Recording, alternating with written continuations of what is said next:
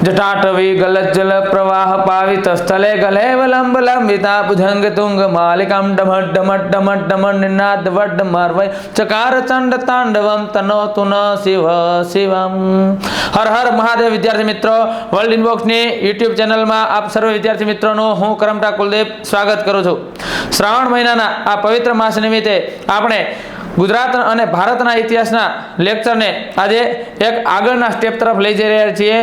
विद्यार्थी मित्रों, गया लेक्चर में तमारो भव्य प्रतिसाद जोईने घणो बधो आनंद थयो छे अने आ लेक्चरनी जे सीरीज छे एमां आवनारी कोन्स्टेबल पीएसआई क्लास 3 ની कोई पण परीक्षा होय एने ध्यानमां राखीने तमारो गुजरात अने भारतनो इतिहास छे संपूर्णपणे कवर कराववामां आवशे। विद्यार्थी मित्रों, आपणे जाणीए छीए वर्ल्ड इनबॉक्सनी आ YouTube चेनलमां आपणने छेल्ला 3 महीना करता वधु समयथी आपणने संपूर्ण फ्री छे आ बेचनुं आयोजन थयेल छे। तो आ लाइव बेचमां आपणे एक एक लेक्चरने पूरेपूरा हकारात्मक अभिगमथी जोईए, माणीए अने एनुं छे पूरेपूरुं मूल्यांकन करीए अने मूल्यांकन करीने आपणी तैयारीने आगळ धपावीए। विद्यार्थी मित्रों, आपणे पाछला लेक्चर में गुजरातना इतिहासना पोर्शन जोया था। आजना सेशन में आपणे भारतना इतिहासने ध्यान में राखीने आगळ वधवाना छीए। भारतना इतिहासनो आपणे वेटेज जाणीए छीए। विद्यार्थी मित्रों, गई कोन्स्टेबलनी परीक्षामां गुजरातना इतिहासनुं प्रमाण थोडुं ओछुं रह्युं अने भारतना इतिहासनुं वेटेज घणुं बधुं वधारे हतुं। भारतना इतिहासमां प्राचीन, मध्यकालीन अने आधुनिकमां जो जोवा जईए तो प्राचीन इतिहासनुं पण प्रमाण रह्युं अने आधुनिकनुं पण प्रमाण रह्युं। हवे आधुनिक भारतना इतिहासनी आपणे शरूआत करवा सौप्रथम जई रह्या छीए। तो विद्यार्थी मित्रों, शरूआत करीए आधुनिक भारतनो इतिहास। तमे कोई पण क्लास 3 ની परीक्षा होय, इवन जीपीएससी यूपीएससी ની परीक्षा होय, एमां पण विद्यार्थी मित्रों सौथी वधारे छे आपने मॉडर्न हिस्ट्रीनुं वेटेज जोवा मळे छे। आधुनिक भारतनो इतिहास आपणे शरूआत करीए तो सौथी पहेला तो ज्यारे आधुनिक भारत भणता होय तो एक मतलब स्पष्ट थयो के प्राचीन अने मध्यकालीन भारतथी वधारे स्पर्धात्मक परीक्षामां आधुनिकनुं वेटेज छे એટલે આપણે શરૂઆત અહીંયાથી કરી છે। પણ આધુનિક ભારત ભણતા પહેલા વિદ્યાર્થી મિત્રો આપણને એ તો ખબર હોવી જોઈએ ને કે પ્રાચીન ભારત કેવું હતું। प्राचीन भारतनी माहिती आपणी पासे होवी जोईए के प्राचीन भारत केवुं हतुं। विद्यार्थी मित्रों, याद राखजो, प्राचीन भारत ने विश्व में सोने की चिड़िया तरीके ओळखवामां आवे छे। प्राचीन भारत ने विश्व में सोने की चिड़िया तरीके ओळखवामां आवे छे। हालनो आपणो भारत देशनो विस्तार तमे जोई लो विद्यार्थी मित्रों। हालनो आपणो भारत देशनो विस्तार छे ए कंईक छे आपणो 32,87,263 ચોરસ કિલોમીટરનો અને પ્રાચીન સમયનો જે આપણો ભારત દેશ છે એનો અંદાજિત વિસ્તાર 52 લાખ ચોરસ કિલોમીટરનો હતો। તો આપણે જોવા જઈએ હાલનું ભારત છે ક્યાંક ને ક્યાંક ખંડિત ભારત છે, પણ પ્રાચીન ભારત કેવું હતું વિદ્યાર્થી મિત્રો? અખંડ ભારત। અને આ અખંડ ભારતની અંદર આપણે જો જોવા જઈએ તો ભારત સાથે પાકિસ્તાનનો સમાવેશ, અફઘાનિસ્તાનનો સમાવેશ, ઈરાનના પ્રદેશોનો સમાવેશ જોવા મળે। આપણને સમાવેશ જોવા મળે બાંગ્લાદેશનો સમાવેશ જોવા મળે, म्यांमार देशનો वगैरे। तो તમે કલ્પના કરો વિદ્યાર્થી મિત્રો, આ પ્રાચીન ભારત છે એને તમે કોઈ પણ દેશ જોઈ લ્યો, કોઈ પણ દેશને પ્રાચીન ભારત જેવું ઉપનામ નથી મળેલું। જેમ કે આપણે પ્રાચીન ભારતને ઉપનામ મળેલું છે વિદ્યાર્થી મિત્રો સોને की चिड़िया। घणा बधा देशों एवा छे के जे देशों ने कोईक ने कोईक उपनाम मळेलुं छे। हूँ तमने तर्क आपूं तो आपणे क्यूबा ने खांडनो कटोरो कहीए छीए, जापान ने उगता सूर्यनो देश कहीए छीए, नॉर्वे ने मध्य रात्रिनी भूमि कहीए छीए, आपणे फिनलैंड ने सफेद हाथीओनो देश कहीए छीए, थाईलैंड ने हजारों सरोवरनी भूमि कहीए छीए, सूर्यनी भूमि कहीए छीए। આપણે આ બધા દેશોને જોઈએ છે કોઈક ને કોઈક એવા ઉપનામો મળેલા છે। તો આ બધા દેશોના ઉપનામો કંઈક ને કંઈક એવા ઉપનામો છે વિદ્યાર્થી મિત્રો કે જે એ દેશમાં કંઈક ને કંઈક વિશેષતા જોવા મળે છે। જેમ કે અહીંયા શેરડીના ખાંડનું પ્રમાણ જોવા મળે, અહીંયા જાપાનમાં સૌપ્રથમ સૂર્યોદય થાય એ પ્રમાણેના ઉપનામો મળેલા છે, જ્યારે પ્રાચીન ભારતને સોને की चिड़िया બિરુદ મળેલું છે। विद्यार्थी मित्रों, जो આપણો ગુજરાતનો કુલ વિસ્તાર કેટલો છે? 1,96,024 ચોરસ કિલોમીટર વિસ્તાર છે। એટલે કે અહીંયાથી એક તર્ક સ્પષ્ટ નીકળે છે કે ગુજરાતનો પૂરો વિસ્તાર છે એ 2 લાખ ચોરસ કિલોમીટર નથી। એટલે કે ગુજરાતનો કુલ વિસ્તાર 1,96,024 ચોરસ કિલોમીટર હોય તો ગુજરાતનો કુલ વિસ્તાર 2 લાખ નથી। तो प्राचीन भारत में 52 लाख हतुं, हाल में 32 लाख छे। એટલે અંદાજિત જો જોવા જઈએ તો આપણે 19 લાખ જેટલો વિસ્તાર હાલમાં ઘટી ગયો। તો 19 લાખ એટલે તમે તર્ક લગાવો ને તો 10 ગુજરાત જેટલો પ્રાચીન સમયનો વિસ્તાર આપણો વધારે હતો જે હાલમાં ભારત સાથે જોડાયેલો નથી। હવે તમને વાત કરું છું વિદ્યાર્થી મિત્રો એ કે પ્રાચીન ભારતમાં એવી બધી તો શું વિશેષતાઓ હતી કે વિશ્વના તમામ દેશો છે આપણી સાથે જોડાયેલા હતા। તો વિદ્યાર્થી મિત્રો ત્યાંથી આપણે વાતની શરૂઆત કરીએ કે પ્રાચીન ભારત છે એની એવી તો શું સ્થિતિ હતી કે વિશ્વના તમામ દેશો આપણી સાથે જોડાયેલા હતા. આપણો પ્રાચીન ભારતમાં એટલો બધો ઐતિહાસિક દરજ્જો છે એ વિશેષ હતો કે વિશ્વના તમામ દેશો છે એ ભારત છે એ પૂર્વ દિશાનો દેશ હતો. એ વિશ્વના તમામ દેશોમાં જોવા જઈએ તો અને તમામ દેશો આપણી સાથે નજર રાખીને બેઠેલા હતા. તો પ્રાચીન ભારત છે એના હું તમને તર્ક આપું વિદ્યાર્થી મિત્રો. આપણું શિક્ષણ એટલું જબરજસ્ત હતું. તબીબી ક્ષેત્ર જબરજસ્ત છે, વ્યાપાર ક્ષેત્ર, વિજ્ઞાન ક્ષેત્ર, આ એક પણ ક્ષેત્રમાં વિદ્યાર્થી મિત્રો આપણી હરોળમાં આવી શકે એવા વિશ્વના એક પણ દેશો હતા નહીં. હું તમને જો આના થોડાક ઉદાહરણ આપું તો શિક્ષણનું જો ઉદાહરણ આપો તો આપણી પાસે નાલંદા, તક્ષશિલા, વલ્લભી, વિક્રમશિલા આવી બધી ધરોહરો છે વિદ્યાપીઠો જોવા મળતી. તમે શિક્ષણ બાબતની વાત કરો તો નાલંદા વિદ્યાપીઠની લાઇબ્રેરી હતી જેનું નામ છે ધર્મગંજ. વિદ્યાર્થી મિત્રો આ નાલંદા વિદ્યાપીઠની સ્થાપના કુમારગુપ્તના સમયમાં થઈ હતી, ગુપ્ત યુગમાં. નાલંદા વિદ્યાપીઠની લાઇબ્રેરી છે જેનું નામ છે ધર્મગંજ. કલ્પના કરો વિદ્યાર્થી મિત્રો આ 3 માળની જો લાઇબ્રેરી હોય ધર્મગંજ, તો આ નાલંદા વિદ્યાપીઠની અંદર પુસ્તકો કેટલા ભેરા પડ્યા છે. પુસ્તકોની વાત પછી વિચારો, જો આ નાલંદા વિદ્યાપીઠની અંદર એટલા પુસ્તકો ભેરા પડ્યા હોય તો એની અંદર આ નાલંદા વિદ્યાપીઠ છે એની લાઇબ્રેરીમાં જો આટલા પુસ્તકો હોય તો એના રચયિતા તો એટલા ભારત દેશમાં એ સમયે વિદ્વાન લોકો પણ હશે કે નહીં. આ નાલંદા વિદ્યાપીઠમાં કહેવામાં આવે છે કે 10,000 કરતાં વધુ વિદ્યાર્થીઓ છે અહીંયા અભ્યાસ કરે છે અને 2,000 કરતાં વધુ વિદ્યાર્થીઓ શિક્ષકો અહીંયા અભ્યાસ કરાવે છે. તમે એ તર્ક લગાવો વિદ્યાર્થી મિત્રો. શિક્ષણ કાર્ય પછી જોશું 12,000 લોકો કાયમી ધોરણે અહીંયા રેસિડેન્શિયલ પ્રોગ્રામમાં રહે છે, એમનું મેનેજમેન્ટ કેવડું જબરજસ્ત હશે. તર્ક લગાવો વિદ્યાર્થી મિત્રો. આવી પ્રાચીન વિદ્યાપીઠો છે. ચીની યાત્રાઓ હ્યુએનસાંગ તો આપણી નાલંદા વિદ્યાપીઠનો સ્ટુડન્ટ છે. તો અહીંયાથી હું તમને વાત કરું વિદ્યાર્થી મિત્રો, આપણું શિક્ષણ કાર્ય નાલંદા વિદ્યાપીઠમાં તમારે એડમિશન લેવું હોય તો એન્ટ્રન્સ એક્ઝામ આપવી પડતી. કેમ અત્યારે કોઈ વિદ્યાર્થીને MBA ચાલુ હોય અને હજી તો એનું MBA નું છેલ્લું સેમ પૂરું નથી હોય, ત્યાં એને પ્લેસમેન્ટ મળી ગયું હોય કે હવે તમારે કઈ કંપનીમાં નોકરી કરવાની છે. તો એવી જ રીતે નાલંદા વિદ્યાપીઠમાં પાસ આઉટ વિદ્યાર્થીઓ હોય એ વિદ્યાર્થીઓને કોઈ પણ દેશી રજવાડામાં સરળતાથી છે એ નોકરી મળી જતી અને સારા પદ ઉપરની નોકરીઓ મળતી. અહીંયા આગળ તર્ક આપું વિદ્યાર્થી મિત્રો. એ સમયનું આપણું તબીબી ક્ષેત્ર કેવું હતું. એ સમયે વિદ્યાર્થી મિત્રો તમે ચરક અને સુશ્રુતનું નામ સાંભળ્યું હશે, 2 તબીબોનું. ચરક છે એ કનિષ્કના દરબારમાં હતા. કનિષ્ક કુષાણ વંશમાં થઈ ગયો છે, યાદ રાખીએ, જેણે ઈસવીસન 78માં શક સંવતની શરૂઆત કરી. નાગાર્જુન, અશ્વઘોષ અને ચરક આ ત્રણેય કોના દરબારમાં છે? કનિષ્કના દરબારમાં. તો આપણે કનિષ્કના દરબારમાં જે 3 કવિઓ છે એમની આપણે બાબતો યાદ રાખીએ કે કનિષ્કના દરબારમાં કોણ કોણ છે. તો એક આપણે યાદ રાખ્યું અશ્વઘોષ, ચરક અને નાગાર્જુન. તો આની એક આપણે ટ્રીક પણ યાદ રાખી શકીએ વિદ્યાર્થી મિત્રો. અને ટ્રીક દ્વારા યાદ રાખવું ઇતિહાસમાં બહુ સરળ છે. તમે એવું યાદ રાખી શકો કે કનિષ્ક કયા વંશનો છે? કુષાણ વંશનો. ઓકે, કનિષ્ક છે એણે કયા સંવતની શરૂઆત કરી? તે શક સંવતની. કયા વર્ષે શરૂઆત કરાવી? ઈસવીસન 78. હવે આની ટ્રીક કેમ યાદ રાખવાની છે? અશ્વ ના ચ, અશ્વ ઉપરથી અશ્વઘોષ, ના ઉપરથી નાગાર્જુન અને ચ ઉપરથી ચરક. હવે સુશ્રુત છે ગુપ્ત યુગમાં થઈ ગયા છે વિદ્યાર્થી મિત્રો. ઇન શોર્ટ ચરક અને સુશ્રુત સંહિતામાં જોવા જઈએ તો આપણને વર્ણન જોવા મળે છે એ સમયના તબીબ ક્ષેત્રનું. સુશ્રુત સંહિતામાં તો ત્યાં સુધીનું વર્ણન જોવા મળે છે વિદ્યાર્થી મિત્રો કે એ સમયે પણ વાડકાપના ઓપરેશનો થતા.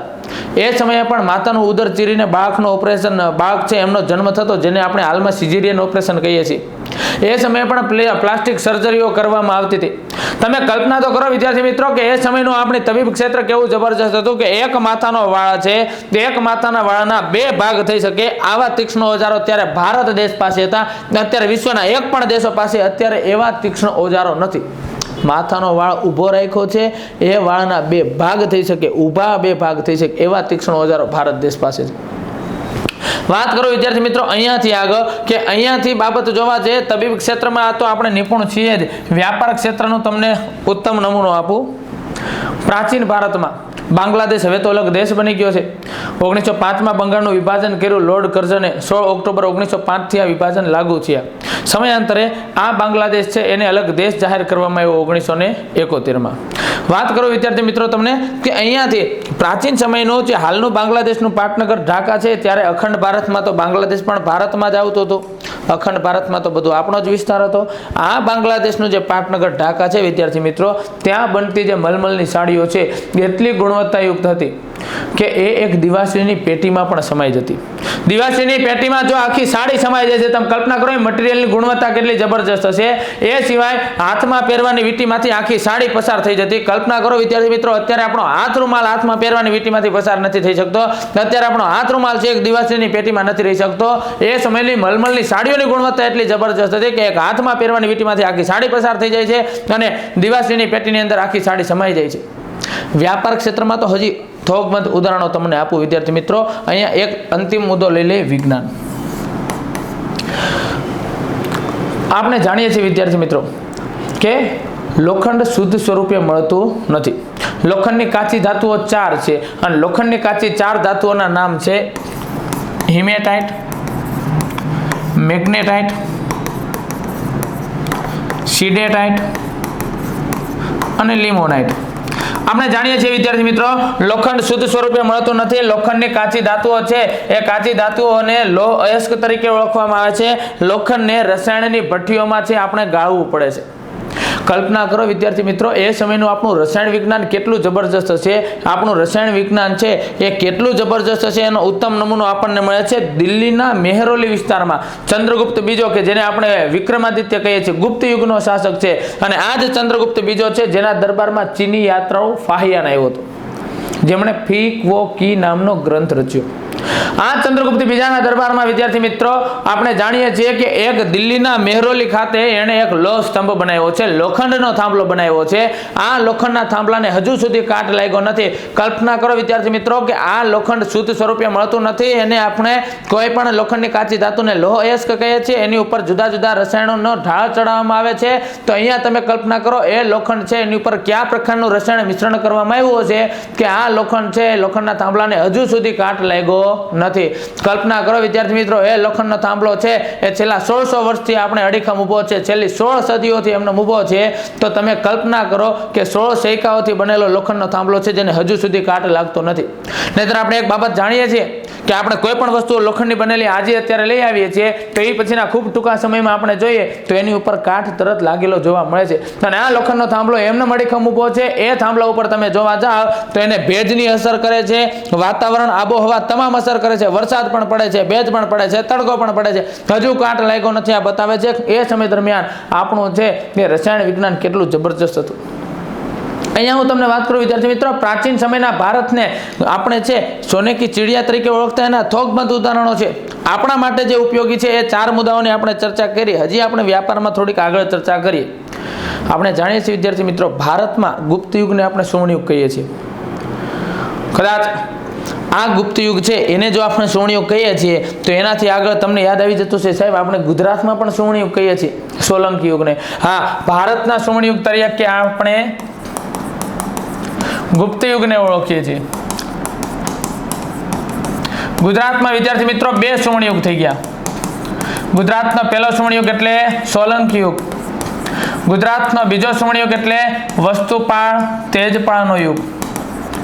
એક સમય હતો વિદ્યાર્થી મિત્રો જ્યારે સૌરાષ્ટ્રનો પણ સુવર્ણ યુગ હતો, જ્યારે જુનાગઢમાં છે ચુડાસમા વંશનું શાસન હતું.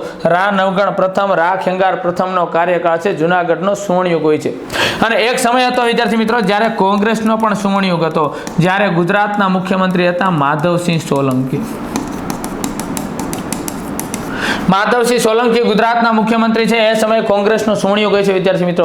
હા, આ જ માધવસિંહ સોલંકી કે જેમણે મધ્યાહન ભોજન યોજના અમલમાં મૂકી હતી, જેને આપણે કહીએ છીએ મિડ ડે મીલ. આ જ માધવસિંહ સોલંકી જે મુખ્યમંત્રી બન્યા પહેલા વિદેશ મંત્રી હતા.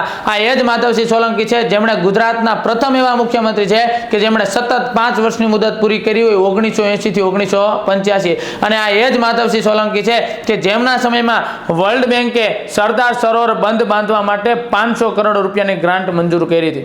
અને આ એ જ માધવસિંહ સોલંકી છે કે જે માધવસિંહ સોલંકીના સમયમાં ખામ થિયરી અમલમાં મૂકવામાં આવી હતી, KHAM. અને વિદ્યાર્થી મિત્રો, આ એ જ માધવસિંહ સોલંકી છે જેમણે ગુજરાતની તમામ કન્યાઓને બાલ મંદિરથી શરૂ કરીને છેક સ્નાતક કક્ષા સુધી એટલે કે બાલ મંદિરથી શરૂ કરીને ગ્રેજ્યુએશન લેવલ સુધી મફત શિક્ષણની જાહેરાત કરી હતી. અને વિદ્યાર્થી મિત્રો, આ એ જ માધવસિંહ સોલંકી છે કે જેમના કાર્યકાળમાં બીજી વાર જ્યારે એમનો કાર્યકાળ હોય છે ત્યારે એક અનામત વિરોધી આંદોલન થાય છે આ ખામ થિયરીના વિરોધમાં, અને એ અંતર્ગત એમને રાજીનામું આપવું પડે છે. આપણે આગળ વાત કરીએ, જે આપણો મુદ્દો છે વિદ્યાર્થી મિત્રો, કે પ્રાચીન સમયમાં ભારત દેશને આપણે સોને કી ચિડિયા તરીકે ઓળખતા પ્રાચીન ભારત આટલું સુખી સમૃદ્ધ અને ધનાઢ્ય હતું. તો આપણે એવી તો કઈ ઘટના બની કે આપણે જોઈએ છીએ કે સાહેબ સમયાંતરે ભારતમાં યુરોપિયન પ્રજાઓ આવી, પોર્ટુગીઝ, ડચ, અંગ્રેજ, ફ્રેન્ચો આવ્યા, અંગ્રેજોએ આપણી ઉપર શાસન કર્યું. આવા તો ક્યાં ક્યાં મુદ્દાઓ બન્યા. તો આધુનિક ભારતમાં જ આપણે એ મુદ્દો સમજવાના છીએ કે પ્રાચીન ભારત આટલું સુખી સમૃદ્ધ અને ધનવાન હતું ને એટલે જ પ્રાચીન ભારતનો વ્યાપાર છે, વ્યાપાર એટલો બધો વિકસિત હતો કે આપણે યુરોપમાં ઘણી બધી વસ્તુઓની નિકાસ કરતા, જેમ કે મરી, મસાલા, તજ, તેજાના, લવિંગ, સુતરાઉ કાપડ, ગળી, કોલસો વગેરેની આપણે યુરોપમાં નિકાસ કરતા અને એમાંથી આપણે ઘણું બધું નાણું કમાતા. એટલે પ્રાચીન ભારત છે ખૂબ સુખી સમૃદ્ધ અને ધનાઢ્ય હતો. પ્રાચીન ભારતનું આપણું ગામડું, અત્યારે આપણે કહીએ છીએ કે આત્મનિર્ભર બનો, ત્યારે આપણું ગામડું છે સ્વનિર્ભર હતું. જેટલી ચીજવસ્તુઓ જોઈએ છે એટલી તમામ ચીજવસ્તુઓનું ઉત્પાદન આપણા ગામડે જ થઈ રહેતું હતું. એટલે આપણે શહેરીકરણ તરફ બહુ આપણે વધારે નજર રાખતા નહીં. અત્યારે જે આપણે શહેરીકરણની મર્યાદાઓ જોઈએ છીએ એ શહેરીકરણ જેવી સમસ્યાઓ પણ ત્યારે હતી નહીં. વાત કરીએ અહીંયાથી આગળ કે પ્રાચીન ભારત છે એ પ્રાચીન ભારતમાંથી યુરોપિયન પ્રજા ભારતમાં આવે છે તો એની પાછળના તર્કો શું ઊભા થાય છે. તો સૌથી પહેલા વિદ્યાર્થી મિત્રો અહીંયા હું તમને બતાવું, વિશ્વની ભૂગોળ દ્વારા આપણે આ મુદ્દો સમજવાનો પ્રયત્ન કરીએ.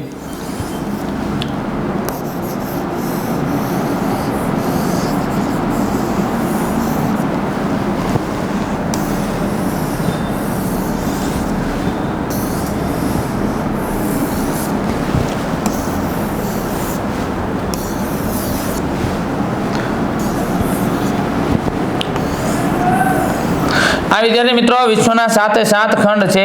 અહીંયા આપણે જોઈએ કે વિશ્વનો સૌથી મોટો ખંડ કયો છે? એશિયા. તો 1 માર્ક્સ આપણો રોકડો થઈ ગયો. વિશ્વનો સૌથી મોટો ખંડ છે એશિયા. ઓકે, વિશ્વનો સૌથી નાનો ખંડ કયો છે?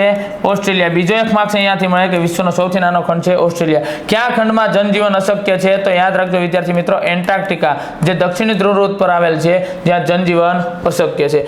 ઓકે, તો ભારતમાં આવનાર પ્રજા કયા ખંડની હતી? યુરોપ ખંડની. ભારતમાં આવનાર કયા ખંડની પ્રજા છે? યુરોપની. ઓકે, કયા ખંડને અંધારિયો ખંડ કહીએ છીએ? તો યાદ રાખજો વિદ્યાર્થી મિત્રો, આફ્રિકા. શા માટે?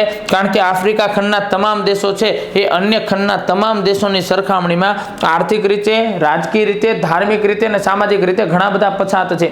એટલા માટે આફ્રિકા ખંડને આપણે કેવો ખંડ કહીએ છીએ વિદ્યાર્થી મિત્રો? અંધારિયો ખંડ. અહીંયાથી વાતને આગળ લઈ જાય, આપણે આ પ્રદેશને કયા નામે ઓળખીએ છીએ? ઉત્તર અમેરિકા. અને એની દક્ષિણે આવેલા પ્રદેશને દક્ષિણ અમેરિકા. તો એવા શું પ્રશ્નો થાય છે વિદ્યાર્થી મિત્રો કે યુરોપિયન પ્રજા છે અને ભારત સાથે વેપાર કરવા માટે અહીંયા આવવું પડે છે. તો આપણે યુરોપિયન પ્રજાનું ભારતમાં આગમન થયું એની સ્થિતિ જોવા જઈએ છીએ વિદ્યાર્થી મિત્રો. પ્રાચીન ભારતમાં આપણો જે વેપાર છે એ આ રસ્તેથી યુરોપ જતો હતો. પ્રાચીન ભારતમાં આ રસ્તેથી આપણે બધી જ વસ્તુઓ યુરોપ જાય છે. પ્રાચીન ભારતમાં અહીંયા જોવા જઈએ, ભારતમાંથી બધી વસ્તુઓ છે પાકિસ્તાન, અફઘાનિસ્તાન, ઈરાન. ઈરાનથી થોડીક આગળ જોઈએ તો ઈરાક, અહીંયા આવેલું જે છે તુર્કી, અને તુર્કીથી આગળ અહીંયા આપણે જોવા જઈએ તો અહીંયા આવેલું છે ઇસ્તાંબુલ. તો હવે એક બાબત મારે અહીંયાથી યાદ રાખવી છે, પરીક્ષાની દ્રષ્ટિએ સૌથી વધારે મહત્વની છે, અને એ બાબત એ છે કે કોઈ પણ યુરોપિયન પ્રજાને જો એશિયા ખંડમાં આવવું હોય તો એશિયાનું પ્રવેશ દ્વાર કયું છે? તુર્કી. યાદ રાખીએ વિદ્યાર્થી મિત્રો, પ્રવેશ દ્વાર. યુરોપિયન પ્રજાને એશિયામાં આવવું છે તો એશિયાનું પ્રવેશ દ્વાર છે તુર્કી. અને માની લ્યો કે મારી એશિયા ખંડની કોઈ પ્રજા છે, એ પ્રજાને વેપાર અર્થે યુરોપ જવું હોય તો યુરોપનું પ્રવેશ દ્વાર કયું છે? તો યાદ રાખજો ઇસ્તાંબુલ, કે જેનું બીજું નામ છે કોન્સ્ટેન્ટિનોપલ. Okay, Constantinople. હવે અહીંયા તમને વાત એ કરવા માંગુ છું કે વિદ્યાર્થી મિત્રો, 2 પ્રવેશ દ્વાર આપણે જોયા કે કોઈ પણ યુરોપિયન પ્રજાને ભારત આવવું હોય તો ભારતમાં આવવા માટે એશિયાનું પ્રવેશ દ્વાર કયું છે? તુર્કી. એશિયાનું પ્રવેશ દ્વાર છે તુર્કી. અને કોઈ પણ એશિયાની પ્રજા છે જેને માલ સામાન યુરોપમાં મોકલવો હોય તો સૌથી પહેલા ક્યાં જવું પડે? ઇસ્તાંબુલ. હવે વિદ્યાર્થી મિત્રો, આપણે 2 પ્રવેશ દ્વાર જોયા, તો આના દ્વારા આપણે સંપૂર્ણ પ્રવેશ દ્વારને સમજવાનો પ્રયત્ન કરીએ કે કુલ પ્રવેશ દ્વારો છે કેટલા અને આપણે કેટલા યાદ રાખવાના છે. તો જોઈએ વિદ્યાર્થી મિત્રો, સૌથી પહેલા આપણે એશિયાનું પ્રવેશ દ્વાર જોયું, તુર્કી. 1 માર્કમાં પ્રશ્ન પૂછાઈ જાય એવો છે. આપણા પ્રવેશ દ્વારનો આખો કન્સેપ્ટ ક્લિયર કરી નાખશું. બીજો આપણને પૂછાઈ જાય કે યુરોપનો પ્રવેશ દ્વાર કયો છે? તો યુરોપનું પ્રવેશ દ્વાર છે ઇસ્તાંબુલ. પછી તમને પૂછી શકે વિદ્યાર્થી મિત્રો કે ભારતનું પ્રવેશ દ્વાર કયું છે? તો યાદ રાખજો, ભારતમાં આવવા માટેનું પ્રવેશ દ્વાર છે મુંબઈ. ભારતનો સૌથી મોટો બંદર પણ કયું છે? મુંબઈ, જેને આપણે કહીએ છીએ જવાહરલાલ નહેરુ બંદર. અહીંયાથી આગળ વાત કરું કે ગુજરાતમાં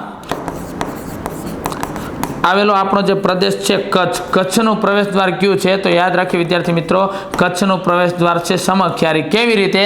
તો આપણે એ પણ જાણીએ છીએ, સૌરાષ્ટ્ર અને કચ્છને જોડતો પુલ છે સુરજબારી. સુરજબારી પુલથી જેવા અંદર જઈએ એટલે સૌથી પહેલા આવે સમખ્યારી. તો ગુજરાતના પ્રદેશ કચ્છ જે હાલમાં આપણો જિલ્લો છે એ કચ્છ વિસ્તારની દ્રષ્ટિએ સૌથી મોટો ગુજરાતનો જિલ્લો છે અને આ કચ્છ છે એનો પ્રવેશ દ્વાર છે સમખ્યારી. હવે ગુજરાતના બીજા પણ બે પ્રદેશો છે. સૌરાષ્ટ્રનું પ્રવેશ દ્વાર માનવામાં આવે છે બોટાદ અને કાઠિયાવાડનું પ્રવેશ દ્વાર છે વઢવાણ. હજી એક બાકી રહી જાય છે વિદ્યાર્થી મિત્રો, ડાંગનું પ્રવેશ દ્વાર. ડાંગનું મુખ્ય મથક આહવા છે પણ ડાંગનું પ્રવેશ દ્વાર છે વઘઈ. વિદ્યાર્થી મિત્રો યાદ રાખજો, કોઈ એક શબ્દ આવે એની સાથે જોડાયેલી એની આસપાસની દરેક મુદ્દાઓનો આપણે છે અભ્યાસ કરીએ તો જ આ મુદ્દો આપણા માટે કામનો બની રહેશે. ફોર એક્ઝામ્પલ, જો અહીંયા પ્રવેશ દ્વાર તો માત્ર 2 જ આવતા હતા, પણ પ્રવેશ દ્વારોમાંથી આપણને જેટલા પણ પ્રશ્નો બની શકે એમ છે, જેટલા પણ પ્રશ્નો પૂછાઈ શકે એમ છે, તે દરેક જો આપણે આ પોર્શન આખો ક્લિયર કરી નાખીએ એટલે પ્રવેશ દ્વારની વાત થઈ ગઈ પૂરી. આપણને પરીક્ષામાં પ્રશ્ન પૂછાય છે વિદ્યાર્થી મિત્રો. માની લો કે અહીંયા હું તમને તર્ક આપું કે ડાંગનું પ્રવેશ દ્વાર વઘઈ છે, તો અહીંયા એકવાર જો ડાંગ શબ્દ આવે છે, ડાંગનું પ્રવેશ દ્વાર વઘઈ છે, તો ડાંગ સાથે જોડાયેલા દરેક મુદ્દાઓનો આપણે અભ્યાસ કરી લેવો પડે. જેમ કે ડાંગનું મુખ્ય મથક આહવા હોય, ડાંગમાં છે વઘઈ ખાતે ગુજરાતનો સૌથી મોટો વનસ્પતિનો બગીચો છે, બોટનિકલ ગાર્ડન આવેલું હોય. તો આપણે જોવું પડે ગુજરાતનું એકમાત્ર હિલ સ્ટેશન છે સાપુતારા, એ પણ અહીંયા ડાંગ આવેલું છે. દરેક મુદ્દાઓનો વિદ્યાર્થી મિત્રો આપણે અભ્યાસ કરવો પડે. આપણે જોઈએ છીએ ટકાવારીની દ્રષ્ટિએ સૌથી વધારે જંગલો પણ ધરાવતો જિલ્લો કયો છે? ડાંગ છે. તો દરેક મુદ્દાને આપણે અભ્યાસ કરવો પડે વિદ્યાર્થી મિત્રો, કારણ કે આપણી કોમ્પિટિટિવ એક્ઝામમાં જરૂરી નથી કે આપણે જે જોઈએ છીએ, જે વાંચીએ છીએ એમાંથી જ પ્રશ્ન પૂછાય, પણ હા, આપણે જે ભણી રહ્યા છીએ એની આસપાસના દરેક મુદ્દાનો આપણો અભ્યાસ કરવો જરૂરી છે. ફોર એક્ઝામ્પલ, માની લો કે તમને એવો પ્રશ્ન પૂછું કે સૌરાષ્ટ્રની સંસ્કારી નગરી કઈ છે? ભાવનગર. તો જ્યારે ભાવનગર શબ્દ એક આવતો હોય તો વિદ્યાર્થી મિત્રો આપણે ભાવનગરની આસપાસ જોડાયેલા દરેક મુદ્દાઓનો આપણે અભ્યાસ કરવો પડે. આપણને ખબર હોવી જોઈએ કે સૌરાષ્ટ્રનું કાશ્મીર છે મહુવા, ભાવનગરમાં આવેલું છે. નરસિંહ મહેતાનું જન્મસ્થળ તળાજા છે, ભાવનગર આવેલું છે. મોરારી બાપુનું જન્મસ્થળ છે તલગાજરડા, ભાવનગર આવેલું છે. દુલાભાયા કાગનું જન્મસ્થળ છે મજાદર, જે પહેલા ભાવનગરના પ્રદેશમાં આવતું, હાલમાં અમરેલીમાં છે. ખબર હોવી જોઈએ કે 863 મંદિર ધરાવતું પાલીતાણા ભાવનગર છે. ગુજરાતમાં એકમાત્ર મહિલા કુલી ધરાવતું રેલવે સ્ટેશન ભાવનગરમાં છે. ખબર હોવી જોઈએ વેળાવદર નેશનલ પાર્ક ભાવનગરમાં છે. નિષ્કલંક મહાદેવનું ધામ કોળિયાક ભાવનગરમાં છે. આ બધા જ મુદ્દાઓની વિદ્યાર્થી મિત્રો આપણને ખબર હોવી જોઈએ. હજી તો ઘણા બધા થોકબંધ મુદ્દાઓ છે, જેમ કે 1978માં ભાવનગર યુનિવર્સિટીની સ્થાપના થઈ હતી. 2012થી એનું નામ રાખવામાં આવ્યું મહારાજા શ્રી કૃષ્ણકુમારસિંહજી યુનિવર્સિટી. તો દરેક વિદ્યાર્થી મિત્રો પ્રશ્નોના જવાબની આપણને ખબર હોવી જોઈએ. આથબ કાચ બહુચર કેન્દ્ર આવતું હોય. એક સમયનું વિશ્વનું સૌથી મોટું જહાજ ભાંગવાનું કેન્દ્ર હતું અલંગ, જે આપણું અહીંયા ભાવનગરમાં આવેલું છે. તો એક સાથે જોડાયેલા મુદ્દા વિદ્યાર્થી મિત્રો ઘણા બધા આપણે લેવા પડશે, કારણ કે કોમ્પિટિટિવ એક્ઝામમાં આપણે જાણીએ છીએ સ્પર્ધાત્મક પરીક્ષામાં એ વિદ્યાર્થીઓ, તમે ઘણા વિદ્યાર્થી મિત્રો એવા પણ જોયા હશે જે 2-3 વર્ષથી છે એ વાંચતા હશે, તૈયારી કરતા હશે, પણ હાલમાં પણ તમારી સાથે લાઇબ્રેરીમાં બેસીને વાંચતા હશે. આપણે જાણીએ છીએ વિદ્યાર્થી મિત્રો, પાસ એ નથી થતા કે જે ગમે ત્યાં છે એ માથું મારીને વાંચતા હોય છે, પણ પાસ એ થાય છે કે જે ખરેખર યોગ્ય માર્ગદર્શક પાસે અને યોગ્ય સમયે અને નક્કી કરેલી દિશામાં એની મહેનત કરે છે. તો આ મુદ્દાને ખાસ આપણે સમજવાનો છે વિદ્યાર્થી મિત્રો. ચાલો હવે આપણે અહીંયાથી આગળ વાતને લઈ જઈએ કે યુરોપિયન પ્રજા ભારતમાં વેપાર કરતી. તો યુરોપિયન પ્રજા છે, કઈ કઈ પ્રજાઓ ભારત સાથે વેપાર કરતી? તો અહીંયા હું તમને દેશો થોડાક આપી દઉં છું. પોર્ટુગલ છે, ત્યાર પછી અહીંયા ફ્રાન્સ છે, ત્યાર પછી અહીંયા આગળ હોલેન્ડ નામનો દેશ હોય, અહીંયા ઇંગ્લેન્ડ નામનો દેશ હોય, અહીંયા સ્પેન હોય, અહીંયા આગળ ઇટલી છે. હવે ભારતમાં કોઈ પણ વેપાર ભારત સાથે કરતા ને વિદ્યાર્થી મિત્રો, એ વસ્તુઓ છે બધી જ વસ્તુ અહીંયા ઇસ્તંબુલથી સૌથી પહેલા જાય ઇટલી, ઇસ્તંબુલથી ઇટલી જાય ને પછી યુરોપના જુદા જુદા દેશોમાં જે પ્રમાણેનો વેપારી ઓર્ડર કર્યો એ પ્રમાણે એને મળતી. તો બહેનો શું એવું તો થયું કે આપણે એની સાથે વેપાર કરતા હતા અને એ બધી પ્રજાઓને ભારત શા માટે આવવું પડ્યું?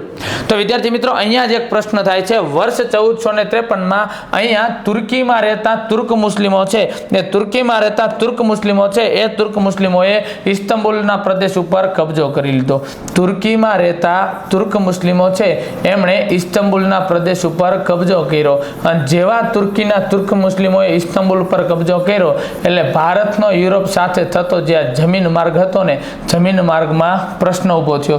પ્રશ્ન કંઈક એવો ઉભો થયો કે તુર્ક મુસ્લિમોએ સ્પષ્ટ કીધું કે અમને તમે ભારતના વેપારીઓ યુરોપ સાથે જે વેપાર કરો છો ને, તમે જેટલું અધધ નાણું કમાવો છો એમાં અમને નક્કી કરેલું કમિશન આપવું પડશે. ભારતીય વેપારીઓ છે આ વાત સ્વીકારવા સહમત ન થયા અને તુર્ક મુસ્લિમોએ છે પ્રદેશ કબજે રાખ્યો. ભારત દેશના વેપારીઓનો યુરોપ સાથેનો વેપાર થાય છે બંધ. એક બાબતને અહીંયા સમજીએ કે આપણો વેપાર યુરોપ સાથે જે થતો હતો એ વેપાર કયા માર્ગે બંધ થયો? જમીન માર્ગે થતો વેપાર બંધ થયો. જમીન માર્ગે થતો વેપાર બંધ થવા પાછળનું કારણ શું છે? તુર્કીના તુર્ક મુસ્લિમોએ ઇસ્તંબુલ જીતી લીધું છે. ઓકે, તો પહેલો જ મુદ્દો આપણે યાદ રાખવાનો અહીંયા એ છે કે 1453 તુર્ક મુસ્લિમોએ ઇસ્તંબુલ જીત્યું. ડન, ચાલો, ઇસ્તંબુલ જીતી લીધું છે. 1453 તુર્ક મુસ્લિમોએ ઇસ્તંબુલ જીતી લીધું એટલે ભારતનો યુરોપ સાથેનો વેપાર બંધ થયો. પણ વિદ્યાર્થી મિત્રો, અહીંયા આપણે એક બાબત જોવા જઈએ. તુર્ક મુસ્લિમોએ ઇસ્તંબુલ જીત્યું વર્ષ 1453 નું છે. આ યુરોપિયન પ્રજા છે એ યુરોપનું આખું વાતાવરણ તમે જોઈ લો. આપણે જાણીએ છીએ વિદ્યાર્થી મિત્રો, ભારત દેશની મધ્યમાંથી કર્કવૃત પસાર થાય છે. કર્કવૃતની દક્ષિણે તેમ તેમ તમે આવો તેમ તેમનો પ્રદેશ છે એને આપણે શું કહીએ છીએ? ઉષ્ણકટિબંધીય. આ પ્રદેશ છે હું તમને કંઈક આવી રીતે સમજાવવાનો પ્રયત્ન કરું. માની લો કે પૃથ્વી છે મધ્યમાં પસાર થતી રેખાને કહીએ છીએ વિષુવવૃત્ત. ઉત્તરમાં 23.5 છે કર્કવૃત, દક્ષિણમાં 23.5 છે મકરવૃત્ત. આપણે જાણીએ છીએ વિદ્યાર્થી મિત્રો કે કર્કવૃતથી લઈને મકરવૃત્ત વચ્ચેના પટ્ટામાં સૂર્યના કિરણો સીધા પડે છે અને સૂર્યના કિરણો જે પ્રદેશમાં સીધા પડતા હોય ત્યાં છે સૂર્યનું તાપમાન વધારે હોય અને તાપમાન વધારે હોવાથી ત્યાંના લોકો છે આપણી શરીર 38 સેલ્સિયસ કરતાં વધુ તાપમાન સહન કરી શકતી નથી. 37 સેલ્સિયસ કરતાં વધુ તાપમાન આપણે સહન નથી કરી શકતા. જો આનાથી વધુ તાપમાન આપણી ચામડી ઉપર પડે તો આપણે ધીરે ધીરે કાળા પડવા માંડીએ છીએ. એટલે જ તમે જોઈ લો, ભારત દેશની મધ્યમાંથી કર્કવૃત પસાર થાય છે. કર્કવૃતની જેમ જેમ તમે દક્ષિણે જશો એમ દક્ષિણ ભારતના લોકો તમને કાળા દેખાય છે અને ઉત્તર ભારતના લોકો તમને રૂપાળા દેખાય છે. એની પાછળનો તર્ક જ શું છે વિદ્યાર્થી મિત્રો? કારણ કે ઉષ્ણકટિબંધીય વિસ્તાર છે કર્કવૃતથી શરૂ કરીને મકરવૃત્ત વચ્ચેનો પટ્ટો, ત્યાં સૂર્યના કિરણો કાયમ સીધા પડવાના છે. તો અહીંયા જ્યાં સીધા પડશે ત્યાંના લોકો કાયમ કાળા જ રહેશે. એટલે જોઈ લો ને, દક્ષિણ ભારતમાં તમે ચેન્નઈ એક્સપ્રેસ મૂવી જોઈ લો, lungi dance lungi dance lungi dance. શા માટે? કારણ કે એ લોકોના વસ્ત્રો છે એ ગરમીથી સુતરાઉ કાપડ છે એના વસ્ત્રો પરિધાન કરવા પડે. લુંગી અને ગંજી છે એ પહેરે છે. આપણે જોઈએ છીએ તમિલનાડુના ટ્રકના ડ્રાઈવર જોઈ લેજો. એ સિવાય તમને ઉત્તર ભારતનું ઉદાહરણ આપું. આપણા ભારત દેશના સૈનિકો જોઈ લો.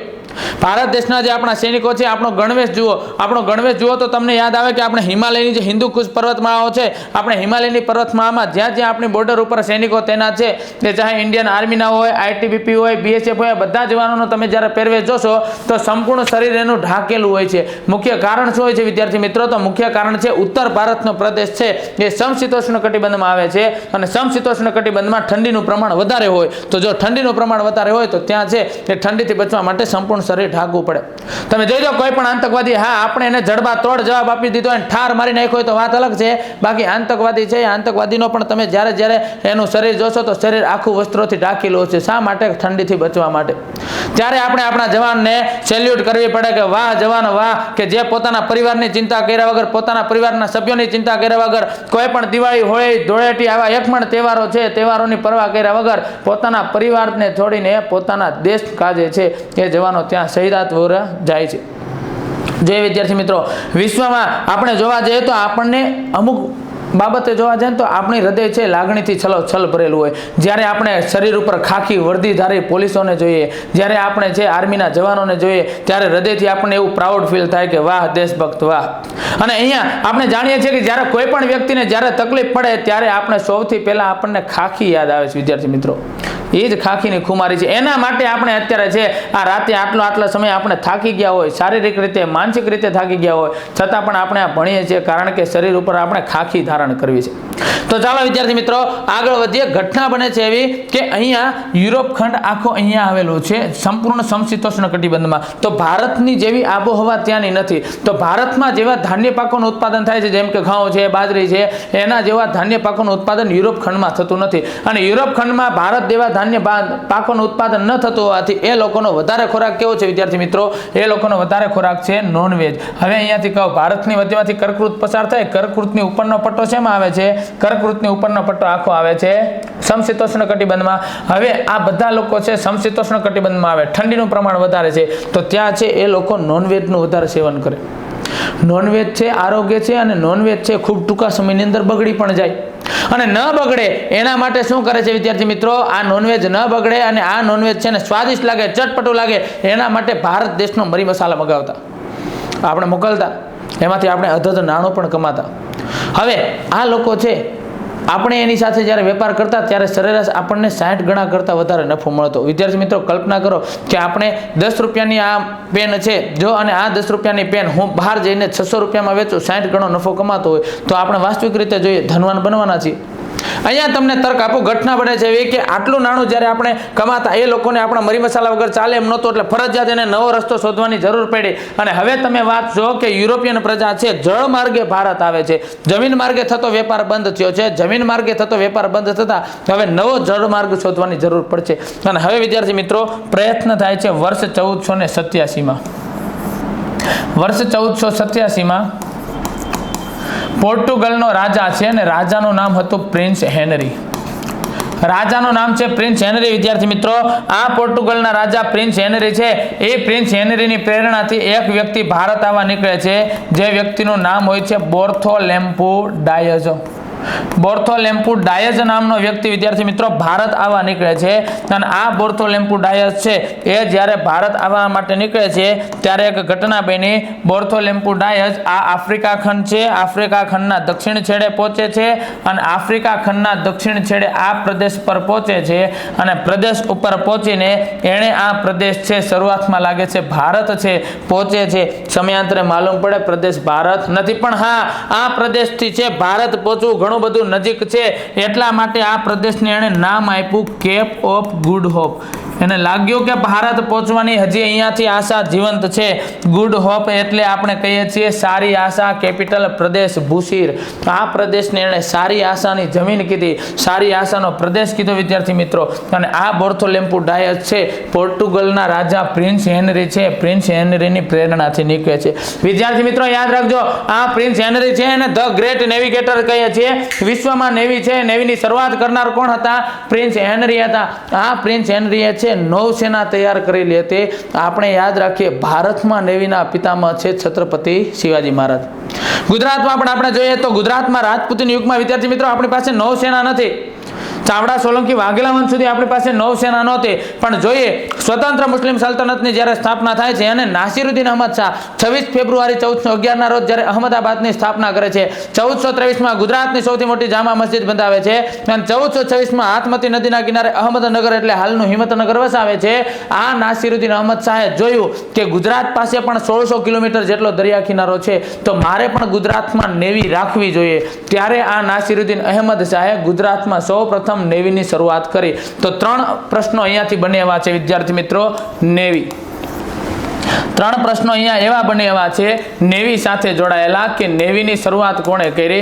તો યાદ રાખીએ વિશ્વમાં નેવીની શરૂઆત કરે છે પ્રિન્સ હેનરી, ભારતમાં નેવીની શરૂઆત કરે છે છત્રપતિ શિવાજી મહારાજ, અને ગુજરાતમાં નેવીની શરૂઆત કરે છે નાસિરુદ્દીન અહમદ શાહ કે જેણે અહમદાબાદની સ્થાપના કરી હતી. વિદ્યાર્થી મિત્રો અહમદાબાદની સ્થાપના કરી હતી એવું નથી કહેતો, આ અહમદાબાદ પહેલેથી પણ હતું જ, પણ એનું નામ હતું ત્યારે કર્ણાવતી. તમને એમ થાય સાહેબ તો નામ કેમ અહમદાબાદ થયું? વિદ્યાર્થી મિત્રો એવા ઘણા બધા શહેરો છે કે જે શહેરોના નામ રાજપૂતીન યુગમાં અલગ હતા અને ત્યાર પછી મુસ્લિમ સલ્તનતોનું શાસન આવતા એમના નામકરણ ઘણા બધા થયા હોય. ઉદાહરણ સ્વરૂપે હું તમને વાત કરું વિદ્યાર્થી મિત્રો, તો હાલનું જે અમદાવાદ છે એ અમદાવાદનું પ્રાચીન સમયનું નામ કર્ણાવતી હતું. હાલના અમદાવાદનું પ્રાચીન સમયનું નામ હતું વિદ્યાર્થી મિત્રો કર્ણાવતી. અને આ કર્ણાવતીની અંદર આગળ જતા કુતુબ, આ કર્ણાવતીની અંદર કર્ણદેવ સોલંકી છે એણે કર્ણસાગર સરોવર પણ બંધાવ્યું હતું. નાસિરુદ્દીન અહમદ શાહે એ કર્ણાવતીને નવું નામ આપ્યું અહમદાબાદ. અને એના ગયા પછી જ્યારે કુતુબદીન આ કર્ણસાગર સરોવરને નવું નામ આપ્યું હોજ એ કુતુબ, જેને આપણે હાલમાં કહીએ છીએ કાંકરિયા તળાવ. વિદ્યાર્થી મિત્રો આ નહીં, આવા તો ઘણા બધા હું તમને પુરાવાઓ આપી શકું. હજી આગળ તમને વાત કરું કે જ્યારે વિગ્રહરાજ ચૌહાણનું શાસન હતું, વિગ્રહરાજ ચૌહાણ જેને આપણે બીજા એક નામથી ઓળખીએ છીએ બિસલદેવ ચૌહાણ. વિદ્યાર્થી મિત્રો આ વિગ્રહરાજ ચૌહાણે અજમેરમાં સરસ્વતી સંસ્કૃત પાઠશાળા બંધાવી હતી. અજમેરમાં સરસ્વતી સંસ્કૃત પાઠશાળા બંધાવી હતી. તમને એમ પ્રશ્ન થાય કે સાહેબ આ વિગ્રહરાજ ચૌહાણ કોણ છે? સિદ્ધરાજ જયસિંહની પુત્રી કાંચન દેવી છે. કાંચન દેવીના લગ્ન અજમેરના અરુણરાજ ચૌહાણ સાથે થયા હતા.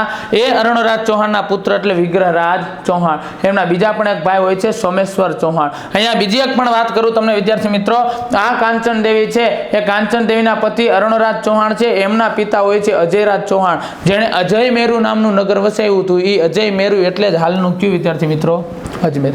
કહેવાનો મારો તર્ક છે કે ઘણા બધા એવા શહેરો છે કે જેનું નામકરણ સમયાંતરે થયું હોય. આ સરસ્વતી સંસ્કૃત પાઠશાળા જે અજમેરમાં આવેલી હતી વિદ્યાર્થી મિત્રો, એ સરસ્વતી સંસ્કૃત પાઠશાળાનું નામકરણ હાલમાં શું છે? તો એનું આ સરસ્વતી સંસ્કૃત પાઠશાળા છે એને હાલમાં આપણે ઓળખીએ છીએ ઢાઈ દિનકા ઝોપડા. તો તમને એમ થાય સાહેબ ઢાઈ દિનકા ઝોપડા નામની મસ્જિદનું નિર્માણ તો કુતુબુદ્દીન એબકે કરેલું છે, જે ગુલામ વંશની સ્થાપના કરે છે વર્ષ 1206 અને આગળ જતા દિલ્હીમાં કુતુબ મિનારનું પણ નિર્માણ કરે છે, જે 72.5 મીટર ઊંચો હોય છે. હા વિદ્યાર્થી મિત્રો, એ જ કુતુબુદ્દીન એબક છે, પણ ખરેખર વાસ્તવિકતા એવી છે કે ઢાઈ દિનકા ઝોપડા એમણે મસ્જિદ બનાવેલી નથી. હતું વાસ્તવિક સ્વરૂપે એનું નામ સરસ્વતી સંસ્કૃત પાઠશાળા. આ પાઠશાળાને આ કુતુબુદ્દીન એબક છે તોડે છે. આ કુતુબુદ્દીન એબક આ વિધર્મી છે એ આ સરસ્વતી સંસ્કૃત પાઠશાળાને તોડે છે. અને તોડવા માટે વિદ્યાર્થી મિત્રો એને સમય લાગે છે 60 કલાક. 60 કલાકના ભાગ પાડીએ તો 24 કલાક, 24 કલાક અને 12 કલાક, એટલે કે કુલ 2 દિવસ આખા અને ત્રીજો અડધો દિવસ. અને એણે સરસ્વતી સંસ્કૃત પાઠશાળાને ઢાંચો તોડવા માટે એને 2.5 દિવસનો સમય લાગે છે. અને ઢાંચો તોડીને એને શું કરે છે વિદ્યાર્થી મિત્રો? 2.5 દિવસમાં બનેલું ઝૂંપડું એવું નામ આપે છે. ખરેખર વાસ્તવિક સ્વરૂપે વિદ્યાર્થી મિત્રો શું હતી? સરસ્વતી સંસ્કૃત પાઠશાળા. હજી હું તમને અહીંયાથી આગળ એવા પણ ઘણા બધા પુરાવા આપી શકું કે જેના સમયાંતરે નામકરણ થયા હોય, પણ આ તો આપણે આગળ જતા ભારતના ઇતિહાસમાં જોશું. વિદ્યાર્થી મિત્રો, પ્રાચીન ભારત છે એ પ્રાચીન ભારત એમને સોને કી ચિડિયા નહોતા કહેતા. તમે કલ્પના તો કરો, વિશ્વમાં તમને ક્યાંય પણ આ સર આઇઝેક ન્યૂટન જોઈ લો, ગેલિલિયો જોઈ લો, એ તમને એક પણ વૈજ્ઞાનિકો છે 15મી સદી પહેલા તમને જોવા નહીં મળે. શા માટે 15મી સદી પહેલા એક પણ વૈજ્ઞાનિકોના જન્મ નહોતા થતા? શા માટે યુરોપ ખંડમાં છે એક પણ એવા છે શોધ નહોતી થતી 15મી સદી પહેલા? શીતળા રોગ થયો તો આપણે સોલંકી વંશમાં વલ્લભરાજને જ્યારે વાયરસ દ્વારા થતો આ શીતળા નામનો રોગ થયો તો વર્ષ 1010માં આ વલ્લભરાજનું શીતળા રોગને લીધે અવસાન થઈ ગયું. કેમ? શીતળાની રસી ત્યારે નહોતી મળી. વિદ્યાર્થી મિત્રો યાદ રાખીએ, આ યુરોપ ખંડ પાસે જે કાંઈ પણ નવી શોધો થઈ એ બધી 15મી સદી પછી થઈ. 15મી સદી પછી થઈ એટલે એનો મતલબ શું થયો? જ્યારથી આ યુરોપિયન પ્રજા ભારતમાં આવી અને ભારતમાં જ્યારે આ યુરોપિયન પ્રજા આવે છે ત્યારે ભારત દેશના એ લોકોએ વેદ વાંચ્યા, આપણા પુરાણ વાંચ્યા, આપણા ઉપનિષદો વાંચ્યા, આપણા ગ્રંથો વાંચ્યા. અને આ ગ્રંથો વાંચવાથી એને ખબર પડી કે આ પ્રાચીન ભારત છે એ સોને કી ચિડિયા એમને નથી કહેવાતો. ખરેખર આ હોનાનો આખો ખજારો, અહીંયા હોનાનો આખો ભંડાર ભરેલો છે. એ દરેક આપણા પુસ્તકો, દરેક આપણા એવા ગ્રંથો, દરેક આપણી એવી સાહિત્યની રચનાઓ છે એનું એમણે ટ્રાન્સલેશન કર્યું. એમાં આપેલા એક મુદ્દાઓ છે એના ઉપર અભ્યાસ કર્યો અને અભ્યાસ કરીને વિદ્યાર્થી મિત્રો અત્યારે જો એમણે આ બધી રિસર્ચ કર્યું. નહીતર તો શોધ કરવી હોય તો પહેલાંય થઈ શકતી હતી ને. શીતળાની રસી એડવર્ડ જેનરે શોધી, પણ એડવર્ડ જેનરે હવે શોધી, કારણ કે એ શીતળા રોગ તો પહેલાંય સોલંકી વંશમાં થઈ ગયો છે. ઘણા બધા વૈજ્ઞાનિકો કે જે અવનવી બધી શોધો થાય છે એ શોધોનો શ્રેય પણ કોને આપે છે વિદ્યાર્થી મિત્રો? ભારત દેશને આપે છે. ભારત દેશ પાસેથી ભારત દેશમાં અમે ગયા, અમે વેદ, પુરાણ, ઉપનિષદ, ત્યાંના બ્રાહ્મણ ગ્રંથો, આ બધા ગ્રંથોનું જ્યારે અમે પઠન કર્યું, વાંચન કર્યું અને એમાંથી અમે આ બધા મુદ્દાઓ શીખ્યા. ભારત દેશની જે આપણી સંસ્કૃતિ છે આ સંસ્કૃતિને અત્યારે ભૂરિયાઓ અપનાવે છે વિદ્યાર્થી મિત્રો. ભૂરિયાઓ ગાંડા છે અત્યારે આપણી પાછળ. ચાલો આપણે મુદ્દામાં આપણે આગળ વધીએ. બને છે એવું વિદ્યાર્થી મિત્રો 1453માં તુર્ક મુસ્લિમોએ ઇસ્તંબુલ જીત્યું અને સમયાંતરે શું થયું? વર્ષ 1487 આવ્યું અને પોર્ટુગલનો રાજા હતો જેનું નામ છે પ્રિન્સ હેનરી. આ પ્રિન્સ હેનરીએ ભારત આવવા માટેનો જળમાર્ગ શોધવાનું આહવાન કર્યું અને સૌપ્રથમ એક વ્યક્તિને મોકલે છે જેનું નામ છે બાર્થોલેમ્યુ ડાયસ. આ બાર્થોલેમ્યુ ડાયસે વિદ્યાર્થી મિત્રો એક પ્રદેશ શોધ્યો, જે પ્રદેશનું નામ શું હોય છે? Cape of Good Hope. Bartholomew Dias એક પ્રદેશ શોધે છે જેનું નામ શું છે? Cape of Good Hope. આ કેપ ઓફ ગુડ હોપ ક્યાં આવેલું છે વિદ્યાર્થી મિત્રો? આફ્રિકાના દક્ષિણ છેડે. અને આ કેપ ઓફ ગુડ હોપને હાલમાં મારે ક્યાં નામે ઓળખી શકાય? આ કેપ ઓફ ગુડ હોપને હાલમાં હું કહીશ કેપ ટાઉન. હાલમાં એનું નામ શું છે વિદ્યાર્થી મિત્રો? આ કેપ ઓફ ગુડ હોપનું હાલમાં નામ છે કેપ ટાઉન. મતલબ થયો કે આ બાર્થોલેમ્યુ ડાયસ અહીંયા સુધી પહોંચે છે, અહીંયાથી આગળ ભારતનો રસ્તો ખેડતો નથી. આ પ્રદેશને છે કેપ ઓફ ગુડ હોપ નામ આપે છે, નક્કી કરે છે, વધુ સારા એફર્ટ સાથે, વધુ સારા પ્રયત્નો સાથે ફરી એકવાર આપણે વિશાળ જહાજો સાથે આવશું અને અહીંયાથી આગળનો રસ્તો શોધશું. તો મતલબ શું થયો કે પોર્ટુગલ દેશ પાસે કેપ ઓફ ગુડ હોપ સુધીનો રસ્તો છે. ડન છે. ચાલો, પોર્ટુગલ દેશ પાસે કેપ ઓફ ગુડ હોપ સુધીનો નકશો આવ્યો છે અને હવે હજી ભારત તો વિદ્યાર્થી મિત્રો મળ્યું જ નથી. ભારત હજી શોધવાનું જારી છે અને ઘટના બને છે એના પછી વર્ષ 1492માં ઇટલીનો એક યાત્રી હતો અને યાત્રીનું નામ છે વિદ્યાર્થી મિત્રો ક્રિસ્ટોફર કોલંબસ. ઇટલીનો યાત્રી છે, જે યાત્રીનું નામ છે ક્રિસ્ટોફર કોલંબસ. યાદ રાખીએ, વર્ષ 1492માં ઇટલીનો છે, ભાઈનું નામ શું છે? Christopher Columbus. અને આ ક્રિસ્ટોફર કોલંબસ સ્પેન દેશની આર્થિક મદદથી ભારત આવવા માટે નીકળે છે. સ્પેન દેશની આર્થિક મદદથી ભારત આવવા માટે નીકળે છે અને આ ક્રિસ્ટોફર કોલંબસ જ્યારે સ્પેનની મદદથી ભારત આવવા નીકળે છે ત્યારે અહીંયા વિદ્યાર્થી મિત્રો બે તર્ક નીકળે છે. પહેલો તર્ક એવો નીકળે છે, ઇટલીનો છે, સ્પેન દેશથી નીકળે છે ભારત આવવું. તો એક તર્ક એવો પણ છે વિદ્યાર્થી મિત્રો કે દિશા ચૂકે છે અને એ છે ભૂલથી પૂર્વ તરફ જતો રહે છે, પશ્ચિમ તરફ જતો રહે છે. અને બીજું એવું પણ કહેવાય છે કે આ વ્યક્તિ એવું માનતો હતો અને વાસ્તવિક જ છે, આ વ્યક્તિ માનતો હતો કે પૃથ્વી ગોળ છે. મારે ભારત શોધવા જવું હોય તો જરૂરી નથી કે દરિયાઈ માર્ગે અહીંયાથી જ આગળ જવું પડે. ભારત મારે જવું હોય તો હું શું કરું? આ દરિયાઈ માર્ગે જાતો જાવ અને ભારત હું સરળતાથી પહોંચી જઈશ. ત્યારે આ અહીંયાથી સ્પેનથી નીકળે છે અને સ્પેનથી નીકળેલો જે વ્યક્તિ છે એ આગળ જતા છે અહીંયા અમેરિકામાં, ઉત્તર અમેરિકાના દક્ષિણ છેડે આવેલા જે નાના ટાપુઓ છે એ નાના ટાપુઓ પર પહોંચે છે.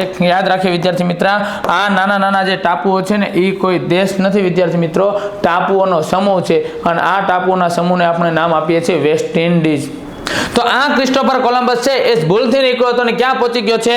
વેસ્ટ ઇન્ડિઝ ટાપુ પર પહોંચ્યો. વેસ્ટ ઇન્ડિઝ ટાપુ પર પહોંચીને તરત છે વેસ્ટ ઇન્ડિઝના લોકોને જોવે છે અને એને તો ખબર જ હતી, આ યુરોપિયન પ્રજાને મનમાં ખબર હતી કે આ ભારતના લોકો છે, અમે સમશીતોષ્ણ કટિબંધમાં રહીએ છીએ એટલે રૂપાળા છીએ અને ભારતના લોકો પ્રમાણમાં અમારા કરતા કાળા છે. એટલા માટે આ ક્રિસ્ટોફર કોલંબસ જેવો વેસ્ટ ઇન્ડિઝ ટાપુ પર પહોંચે એટલે તરત ત્યાંના લોકોને જોઈને ખુશ થઈ ગયો, વાહ, મને ભારત મળી ગયો. તાળીઓ પાડે છે. ક્રિસ્ટોફર કોલંબસ ત્યાં પહોંચ્યો વેસ્ટ ઇન્ડિઝ ટાપુ પર. ત્યાં જોયું ક્રિસ ગેલના દાદા, કેરન પોલાર્ડના ને બધાના દાદા, ડીજે બ્રાવો, ચેમ્પિયન એના દાદા બધા ગીત ગાતા હતા. પહોંચ્યો ત્યાં અને ત્યાં પહોંચીને છે તરત બધા લોકોને કહે છે તમે બધા ભારતના છો? કે છે ના ભાઈ, ભારતના નથી. ના, કે છે મને ખબર છે તમે ભારતના છો, કેમ કે ભારતના લોકો કાળા હોય. કે છે ભાઈ ભારતના લોકો કાળા હોય પણ એમાં કુલદીપભાઈ રાયકા જેવા રૂપાળા વ્યક્તિઓ હોય ભાઈ, એટલા બધા કાળા ન હોય. ત્યારે કે છે ના તમે ભારતના છો. કે ભાઈ જો તો ખરા, અમે ભારતના લોકો હોય, અમે ભારતના લોકો, અમારો કલર તો જો અમે દાંત કાઢીએ ત્યારે તને ખબર પડે છે કે અમે ક્યાં બેઠા છીએ. આટલા બધા કાળા નથી, ભારતમાં લોકો નાકે નમણા છે એમ જોયેલા છે. ત્યારે આ ક્રિસ્ટોફર કોલંબસે શોધેલો પ્રદેશ છે એ ભારત નથી પણ ભૂલથી ક્યાં પહોંચી ગયો છે? વેસ્ટ ઇન્ડિઝ ટાપુ પર. અને આ ક્રિસ્ટોફર કોલંબસે અહીંયા રહેલી એક પ્રજાને નામ આપે છે રેડ ઇન્ડિયન. શું નામ આપે છે વિદ્યાર્થી મિત્રો? Red Indian. અહીંયા એક બાબત યાદ રાખીએ, પરીક્ષાની દ્રષ્ટિએ આપણા માટે કામની હોય એવી, કે વર્ષ 1492માં ઇટલીનો ક્રિસ્ટોફર કોલંબસ છે સ્પેનની આર્થિક મદદથી નીકળે છે અને ભૂલથી ક્યાં ટાપુ પર પહોંચી ગયો? વેસ્ટ ઇન્ડિઝ ટાપુ પર પહોંચ્યો અને ત્યાંની પ્રજાને શું નામ આપે છે? Red Indian. અહીંયા એક બાબત યાદ રાખીએ વિદ્યાર્થી મિત્રો, આ પ્રદેશ ભારત નથી પણ ભારત અહીંયાથી ઘણું બધું દૂર, જે ખરેખર આ પ્રિન્સ હેનરી જ્યાં પહોંચ્યો, પ્રિન્સ હેનરીના કહેવાથી બોર્થોલેમ્પુ ડાયસ જ્યાં પહોંચ્યો હતો ને વિદ્યાર્થી મિત્રો, આ એનાથી પણ ઊંધી દિશામાં જતો રહ્યો છે. અહીંયાથી ઘટના એવી બને છે કે આ પ્રદેશને આપણે નામ આપશું રેડ ઇન્ડિયન. હજી ભારત શોધવાના પ્રયત્નો શરૂ છે, હજુ કોઈને ભારત મળતો નથી. અને એવામાં વિદ્યાર્થી મિત્રો અહીંયા એક ઘટના બને છે કે વર્ષ 1498માં પોર્ટુગલ દેશથી એક વ્યક્તિ નીકળે છે જેનું નામ છે વાસ્કો દ ગામા. અને આ વાસ્કો દ ગામા જ્યારે પોર્ટુગલ દેશથી નીકળે છે વિદ્યાર્થી મિત્રો, ત્યારે આ વાસ્કો દ ગામા પોર્ટુગલથી નીકળીને એની પાસે નકશો છે ક્યાં સુધીનો? કેપ ઓફ ગુડ હોપ સુધીનો. અને આ વાસ્કો દ ગામા આવે છે. વાસ્કો દ ગામા છે એ હવે ભારત આવવા માટે આવે છે. પોર્ટુગલ દેશથી નીકળો આ રસ્તેથી આવે છે, અહીંયા સુધીનો નકશો એની પાસે હતો જ. હવે આ દરિયા કિનારે આગળ ચાલ્યો જાય છે. અહીંયા પહોંચે છે મોઝામ્બિક બંદર. આનું નામ છે, આ બંદરનું નામ છે મોઝામ્બિક બંદર. મોઝામ્બિક બંદરથી થોડેક આગળ ચાલે છે અને મોઝામ્બિકથી આગળ ચાલે છે કેન્યા દેશમાં આવેલું એક મોમ્બાસા બંદર. કેન્યા દેશમાં આવેલા મોમ્બાસા બંદરે પહોંચે છે વિદ્યાર્થી મિત્રો, અને એ મોમ્બાસા બંદરે તેને એક વ્યક્તિ મળે છે જે શેરડીનો વેપારી છે, જેનું નામ હોય છે કાનજી માલમ. અને આ કાનજી માલમ છે ને પૂછે છે કે ભાઈ મારે ભારત જવું છે. ગીત ગાય છે કાનજી માલમને જોઈને, મને લઈ જા તારી સંગાત. કાનજી માલમ ક્યાં ગેદ વેદ બંધ કરે ને આવું હોય તો ચાલ ઝડપથી મારી સાથે. ત્યારે આ કાનજી માલમ છે, કાનજી માલમે સાથ આપે છે. ક્યાં બંદરેથી? તો યાદ રાખીએ વિદ્યાર્થી મિત્રો, આ બંદરનું નામ છે મોમ્બાસા બંદર, કેન્યા દેશમાં આવેલું છે. આ બંદરનું નામ છે મોઝામ્બિક બંદર. અને અહીંયાથી ઘટના એ બની વિદ્યાર્થી મિત્રો કે અહીંયાથી આગળ જ્યારે કાનજી માલમે એને રસ્તો બતાવ્યો, અને કાનજી માલમના રસ્તા બતાવવાથી આવે છે. કાનજી માલમે રસ્તામાં એને પૂછ્યું કે ક્યાં જવું છે ભાઈ? ત્યારે કહે છે મારે તો ભાઈ ભારત દેશના મરી મસાલા, તરતેજાના લવિંગ, સુતરાઉ કાપડ, ગળી, કોલસો વગેરે ખરીદવું છે. અમે પહેલેથી ભારત સાથે વેપાર કરતા જ હતા, પણ 1453માં તુર્ક મુસ્લિમોએ જ્યારે આ કોન્સ્ટન્ટિનોપલ જીત્યું ત્યારથી અમારો રસ્તો બ્લોક થઈ ગયો છે. નવા પ્રયત્નો અમે ઘણા બધા કર્યા. 1487માં બોર્થોલેમ્પુ ડાયસ આવ્યો હતો, પણ કેપ ઓફ ગુડ હોપ શોધીને પાછો વયો ગયો. 1492માં એક ઇટલીનો વ્યક્તિ હતો, એ તો ભૂલથી અમુકનો વેસ્ટ ઇન્ડિઝ ટાપુ પર જતો રહ્યો. અને આ વેસ્ટ ઇન્ડિઝ ટાપુઓમાં જ વિદ્યાર્થી મિત્રો ખાંડનો કટોરો ક્યુબા દેશ છે ને, એ આ વેસ્ટ ઇન્ડિઝના ટાપુઓમાં જ આવેલો છે. ત્યાર પછી હજી તમને વાત કરું, આપણે યુસેન બોલ્ટ આમ ઊભો છે, જમૈકાનો છે. એ જમૈકા પણ ક્યાં આવેલો છે? વેસ્ટ ઇન્ડિઝ ટાપુઓનો જ એક દેશ છે. અહીંયા તમને વાત કરું વિદ્યાર્થી મિત્રો કે અહીંયા એ વાત કરે છે કાનજી માલમને કે મારે ભારત આવવાનું મુખ્ય કારણ છે મરી મસાલા, તરતેજાના લવિંગ, સુતરાઉ કાપડ, ગળી, કોલસો વગેરે. કે છે અરે સામાન્ય વાત છે, ભારત આવવું હોય તો તમે તમારે ચાલો. કે છે તમે? કે છે હું તો ભાઈ મૂળ કચ્છનો છું અને શેરડીનો વેપારી છું. કે છે મેં સાંભળેલું છે તમારે ભારતમાં એક, ગુજરાતમાં એક ઘીનો વેપારી હતો. હા, એ ચાવડા વંશમાં હતો ભાઈ, ચાંપો વાણિયો. યાદ રાખીએ વિદ્યાર્થી મિત્રો, ચાંપો વાણિયો ઘીનો વેપારી છે અને એ ચાવડા વંશમાં થઈ ગયા છે. આ કોણ છે? શેરડીનો વેપારી છે કાનજી માલવ. અને ચાંપા વાણિયાની યાદમાં વનરાજ ચાવડાએ શું કર્યું હતું? ચાંપાનેર નગર વસાયું છે, ગુજરાતનો સૌપ્રથમ વર્લ્ડ હેરિટેજનો દરજ્જો. વાતને આગળ વધારીએ. કાનજી માલમની મદદથી કાનજી માલમે કીધું ભાઈ ગુજરાતમાં અમે આવું બધું નથી વેચતા. હે તો કે છે તો મારે આ મરી મસાલાને એવું જોતું હોય, જો તારે મરી મસાલાને આ બધું જોતું હોય તો એક કામ કર, અહીંયા પશ્ચિમ ઘાટ સહ્યાદ્રીની જે પર્વતમાળા છે એમાં કાર્ડેમમની ટેકરીઓ અહીંયા દક્ષિણ ભારતમાં આવેલી છે. ત્યાં તમને સારી એવી એલચી ને બધું ગુણવત્તાવાળું મટીરિયલ મળી રહેશે. કે છે હા તો મારે આવા જ મરી મસાલાને બધી વસ્તુઓ જોઈએ છે. ત્યારે આ કાનજી માલમની મદદથી ક્યાં બંદરે ઉતરે છે? કાલિકટ. કાલિકટ ક્યાં રાજ્યમાં આવેલું છે વિદ્યાર્થી મિત્રો? કેરળ. કાલિકટ જેનું બીજું નામ છે કોઝીકોડ. અને કાલિકટ એટલે કે કોઝીકોડ ક્યાં રાજ્યમાં આવેલું છે? કેરળ. વિદ્યાર્થી મિત્રો, હમણાંની એક જીપીએસસીની પરીક્ષામાં પ્રશ્ન પૂછ્યો હતો કે વાસ્કો દ ગામા ક્યાં બંદરે ઉતર્યો? એમાં કાલિકટ વિકલ્પમાં જ નથી, વિકલ્પમાં આપ્યું હતું કોઝીકોડ. તો આપણા માટે સાચો જવાબ શું બને વિદ્યાર્થી મિત્રો? કોઝીકોડ. કોઝીકોડ એ જ કાલિકટ છે. ક્યાં રાજ્યમાં આવેલું છે? કેરળમાં. અહીંયા ઘટના બને છે વિદ્યાર્થી મિત્રો, હવે વાસ્કો દ ગામા છે એ ભારત પહોંચ્યો છે અને હવે એ બાબતને આપણે અહીંયા જોઈએ. 1498 ને 20 મે 1498 ના રોજ વાસ્કો દ ગામા છે એ ભારતમાં કાલિકટ બંદરે ઉતરો. પણ એની સફર આપણે જોઈએ વાસ્કો દ ગામાની. સૌથી પહેલા ક્યાંથી નીકળે છે? પોર્ટુગલના લિસ્બન બંદરેથી. ક્યાં પહોંચે છે? તો કે આફ્રિકામાં કેપ ઓફ ગુડ હોપ તો આવ્યો જ છે, ત્યાં સુધીનો નકશો તો પોર્ટુગલ દેશ પાસે હતો જ. ત્યાંથી આગળ ક્યાં આવેલ છે? મોઝામ્બિક બંદર. ત્યાંથી આગળ મોમ્બાસા. અને ત્યાં એને મદદ કરનાર કોણ છે? કાનજી માલમ. અને આ કાનજી માલમ શેના વેપારી છે? શેરડીના વેપારી છે. અને એની મદદથી પહોંચે છે ક્યાં બંદરે ઉતરો? કાલિકટ, જે ક્યાં રાજ્યમાં આવેલું છે? કેરળ. યાદ રાખીએ વિદ્યાર્થી મિત્રો, વાસ્કો દ ગામા ભારતમાં પહેલી વાર આવે છે 1498માં. વાસ્કો દ ગામા કુલ 3 વાર ભારત આવશે. 1498માં આવશે, સમયાંતરે 1502માં આવશે અને 1524માં પણ આવશે. પણ 1524માં અંતે એનું શું થઈ જશે વિદ્યાર્થી મિત્રો? કેરળમાં આવેલું કોચી છે ત્યાં જ એનું શું થઈ જશે? મૃત્યુ. અત્યારે આપણી સામે કેરળ આવ્યું છે, તો કેરળનું યાદ રાખીએ વિદ્યાર્થી મિત્રો, કેરળનું પાટનગર છે તિરુવનંતપુરમ. કેરળ ઉપરથી યાદ રાખીએ વિદ્યાર્થી મિત્રો કે આ કેરળ છે ત્યાં ગુજરાત અને ભારત દેશના તમામ જેટલા પણ આપણે રોકેટ લોન્ચ કરીએ છીએ એ ક્યાંથી થાય છે? Vikram Sarabhai space centre Thumba કેરળથી. કેરળમાં આપણે જાણીએ છીએ વિદ્યાર્થી મિત્રો, વિક્રમ સારાભાઈ સ્પેસ સેન્ટર આવેલું છે થુંબા કેરળમાં. તો રોકેટ લોન્ચિંગ સ્ટેશન એટલે કે કૃત્રિમ ઉપગ્રહ છે એ ક્યાંથી લોન્ચ કરવામાં આવે છે? તો યાદ રાખીએ Satish Dhawan space centre. Satish Dhawan space centre ક્યાં આવેલું છે?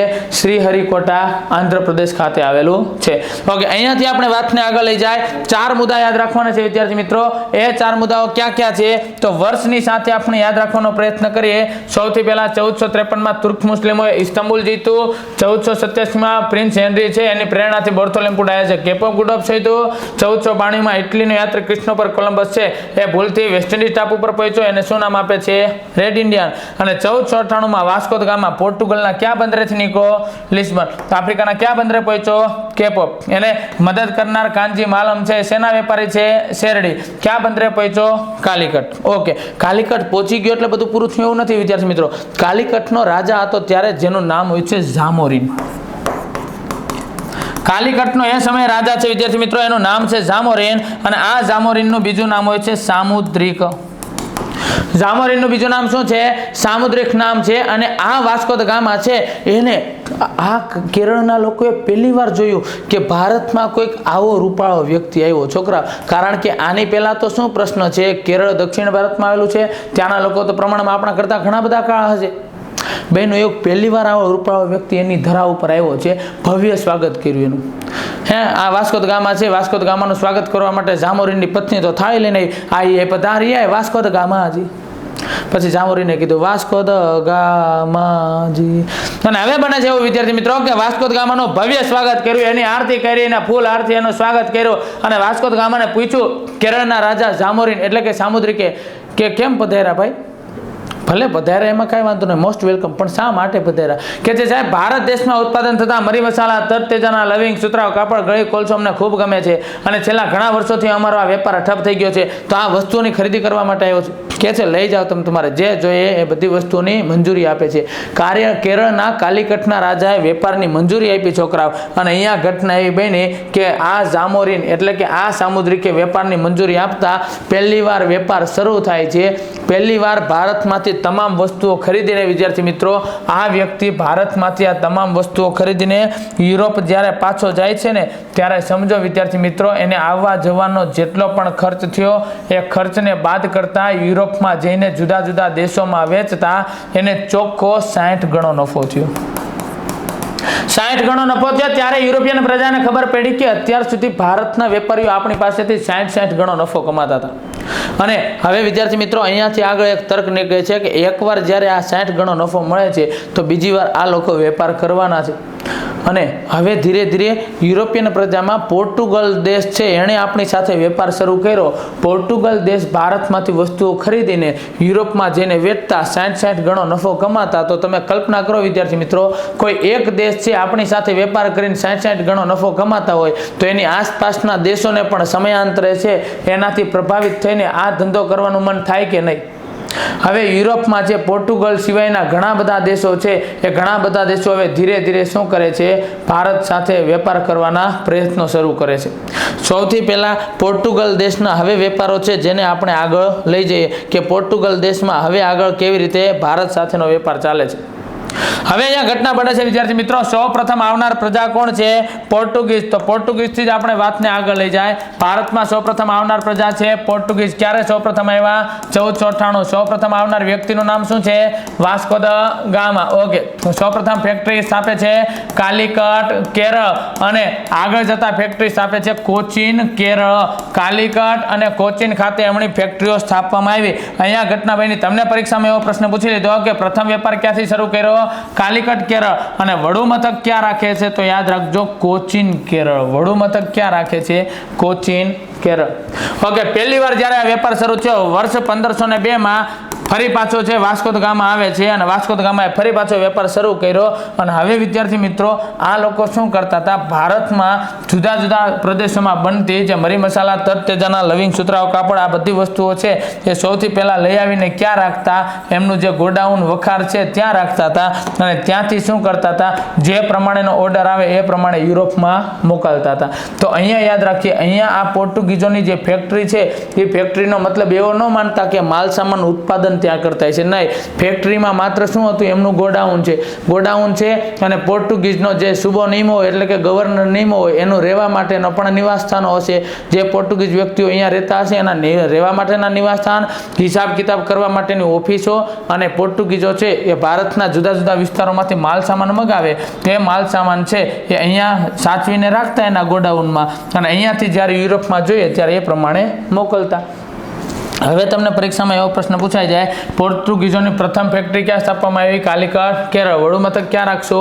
કોચીન, કેરળ. ઓકે. હવે 1502 ફરી એકવાર વાસ્કો દ ગામા આવે છે, અને એના પછી હવે પોર્ટુગીઝો છે એ વર્ષ 1505 પ્રથમ પોર્ટુગીઝ ગવર્નર તરીકે એક વ્યક્તિની નિમણૂક કરે છે, પ્રથમ પોર્ટુગીઝ ગવર્નર તરીકે, અને એ વ્યક્તિનું નામ હોય છે ફ્રાન્સિસ ધ અલ્મેડો. ફ્રાન્સિસ ધ અલ્મેડોની પ્રથમ પોર્ટુગીઝ ગવર્નર તરીકે નિમણૂક કરવામાં આવી. વિદ્યાર્થી મિત્રો, આ ફ્રાન્સિસ ધ અલ્મેડો એટલે કોણ? જેને આપણે કહીએ છીએ ફ્રાન્સિસ ધ અલ્મોડા પણ કહીએ છીએ. 1505 હવે પોર્ટુગીઝો છે એની ફેક્ટરીઓ છે, એની ફેક્ટરીઓનું રક્ષણ કરવા માટે અહીંયા એક ગવર્નરને રાખવાનું શરૂ કર્યું. પોર્ટુગીઝોએ પોતાની ફેક્ટરીનું રક્ષણ કરવા માટે એક ગવર્નર અહીંયા રાખવાનું શરૂ કર્યું. શા માટે? કે માની લો કે વિદ્યાર્થી મિત્રો એ સમયે ન્યાયતંત્ર અત્યારે જેવું તો કાંઈ હતું નહીં. જે વ્યક્તિ ઉપર, જે પ્રદેશ ઉપર જે કોઈ વ્યક્તિ ચડાઈ કરે એ અને જીતે એટલે એ પ્રદેશ એનો થઈ જતો. ઉદાહરણ સ્વરૂપે હું તમને